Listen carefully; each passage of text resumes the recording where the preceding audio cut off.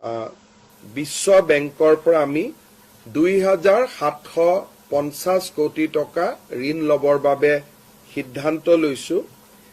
এই ঋণ 90% ভাৰত চৰকাৰে উভতাই দিব, অৰ্থাৎ ৰাজ্য চৰকাৰে উভতাই দিব লাগিব মাত্ৰ 275 কোটি টকা।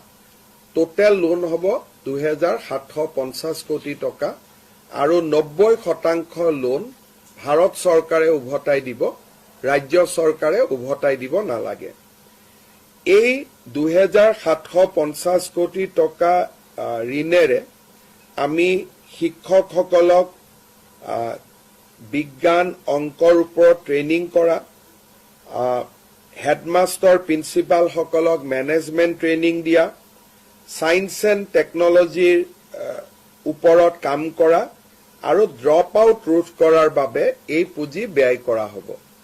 এই পুঁজিৰ জৰিয়তে ৰাজ্যৰ 400খন স্কুলক সুন্দৰভাৱে নিৰ্মাণ কৰিবলৈ 3 কোটিৰ পৰা 5 কোটিকৈ টকা স্কুলত ব্যয় কৰা হ'ব আৰু 1733টা অংগনবাদী কেন্দ্ৰকো এটা সুন্দৰ পৰ্যায়লৈ লৈ অহাৰ বাবে প্ৰতিটো অংগনবাদী কেন্দ্ৰতে 25 লাখ টকাকৈ ব্যয় কৰা হ'ব 1733 অংগনবাদী কেন্দ্ৰত।